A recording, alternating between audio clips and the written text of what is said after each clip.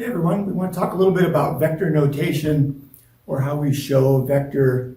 I'm going to call it in its component format, but let's just get to it. We'll see how that works.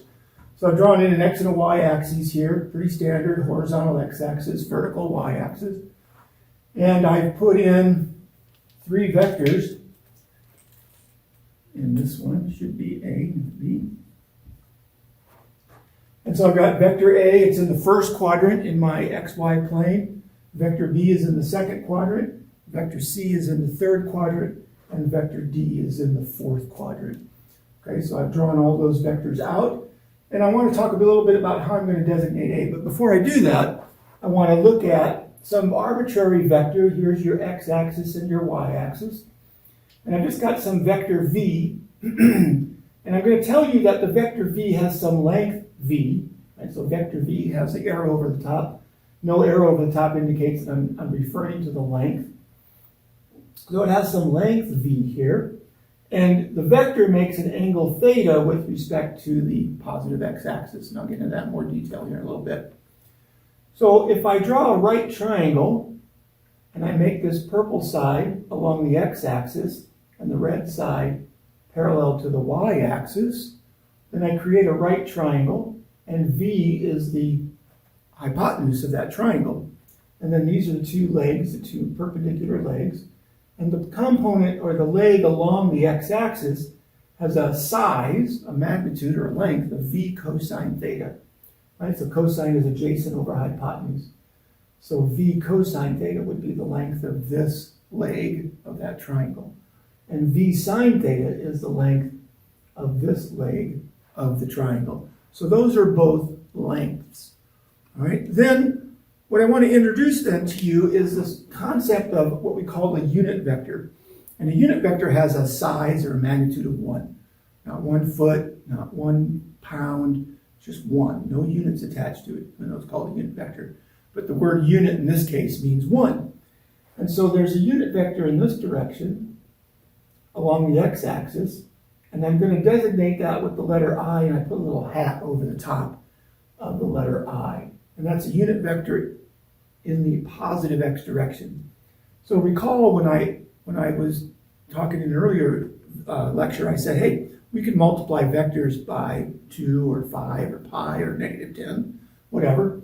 And that's just going to be a vector in the same direction, but bigger or smaller or in the opposite direction, but still along the same axis. So V cosine theta, let me pull that V away a little bit. V cosine theta times the unit vector I is a vector along the x-axis with a length of V cosine theta. So this purple vector, if I consider that to be a vector in and of itself, which it is, that's going to be V cosine theta times I hat. In a similar fashion, there's this, the red vector points up. In the upward direction, I designate that unit vector with j hat. So in the y direction, j hat has a length of 1, points in the positive y direction. So this could be V sine theta times j hat. And so what you're seeing here, if I take this vector V that I'm talking about, I can find V by taking the purple path and the red path. And the purple path is very nicely in the x or horizontal direction, and the red path is very nicely in the vertical or y direction. And so remember our discussion on adding vectors. I can add this vector plus that vector. Think of that as the parallelogram, if you will, and the diagonal is the net vector. So V is equal to V cosine theta in the I hat direction plus V sine theta in the j hat direction. Okay, so that's one way that I can designate or notate, if you will, a vector. Okay, so A, I will tell you this, A has a length of 30 millimeters, and the angle in here for A is about 37 degrees. Okay, and the length is 30 millimeters. Okay, so I can notate A as 30 millimeters cosine 37 degrees. I use 37 degrees because it's nice. Cosine of 37 degrees is about 0.8. Okay, so it's part of the 3, 4, 5 triangle, which I'll use a lot. So, because it's nice, right? 3, 4, 5. 3 squared plus 4 squared equals 5 squared. So 0.8 times 30 millimeters is 24 millimeters.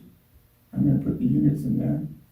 And that's going to be times I hat, because that's in the positive x direction, plus 16 millimeters, 18 millimeters. The sine of 37 degrees is 0.6. 0.6 times 30 is 18. Times j hat. And so A, I could use what we call Cartesian or rectangular format to designate how I specify this vector. So the vector A, the notation I might use would be 24 millimeters I, 18 millimeters j. Okay? In a similar fashion, I can do the same thing with vector B, and I'll tell you that vector B is also at 37 degrees, but not with respect to the positive x-axis. It's actually with respect to the negative x-axis. And so what I really want to do is take the cosine of this angle in here if I'm designating my standard format with respect to the positive x-axis. We'll talk about that more in a little bit. So this would be 143 degrees. Right, 143 plus 37 gives me 180. Well, not surprisingly then, B, I might write as 40 millimeters times the cosine of 143. But the cosine of 143 is going to be negative. Okay? Right? Remember, all things are positive here. Sine is positive here. Tangent is positive here. Cosine is positive here.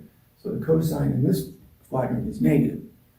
So the cosine of 143 degrees is going to be 0.8 again, but negative. So negative 0.8. And then 40 millimeters, right, this was 40 millimeters. So this is going to equal 32 millimeters.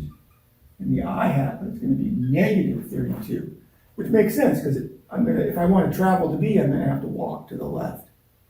I'm going to have to move to the left. But I still move up, right? And then the sine of 143 degrees, sine in this quadrant is positive. So that's going to be 0.6 times 40.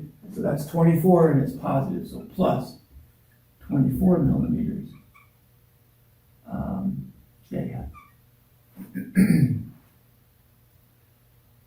Okay, so that's how I would designate B. That's how I would designate B. Okay, then I can continue on. Now it turns out for C, and C turns out to be 33 millimeters. And this angle is 20 degrees.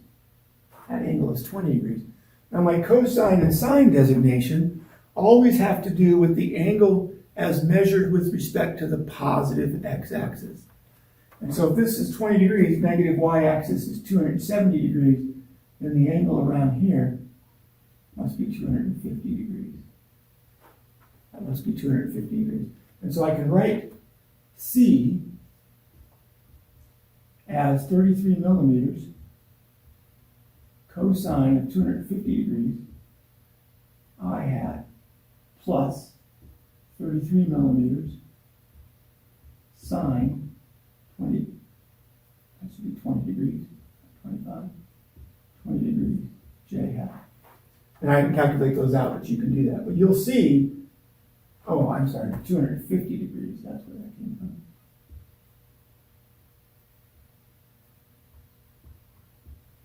So cosine 250 degrees, you'll find that's negative, which it should be. In order to get from the origin to point C, I've got to go left and down, or down and left. But either way, I'm in the negative x, negative y direction. And that would be my designation there. And then finally with D, D has a length of 28 millimeters. And the angle in here is equal to 30 degrees. I could go all the way around and say 330 degrees, or if I go in the clockwise direction, then this is notated as negative 30 degrees, because I'm going in the opposite direction. And so D, I could write as 28 millimeters cosine negative 30 degrees, and you're going to find that's positive, okay? I hat plus 28 millimeters sine negative 30 degrees, and that'll be negative times j hat. And you'll see that when you pop it into your calculator, and we'll do all of that in a little bit. And there's your values, right? So there's going to be your designated values in the I hat, which will be positive because you're going to travel to the right, then you're going to go down in order to get to that point. So negative j hat. All right, so there's another couple of different ways actually that we can notate these values, and I just want to show them to you. This is, again, this is a Cartesian or rectangular format, but there's also a polar format. And in the polar format, we write the vector, and then we give its length, so 30 millimeters, and then the angle with respect to the positive x-axis. So that's 37 degrees. So that's the length and the angle with respect to the positive x-axis. All right? And then I can also do the same thing for B. Right? That was 40 millimeters.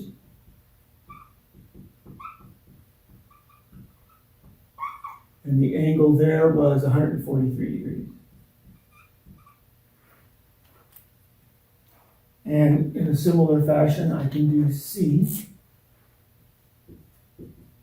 And that was 33 millimeters.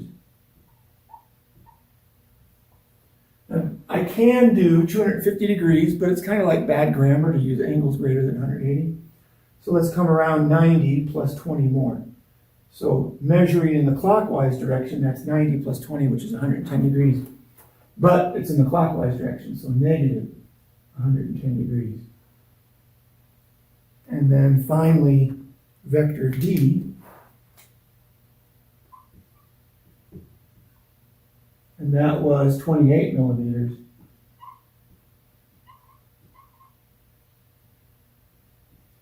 At an angle of negative 30 degrees. Okay, and that's polar notation.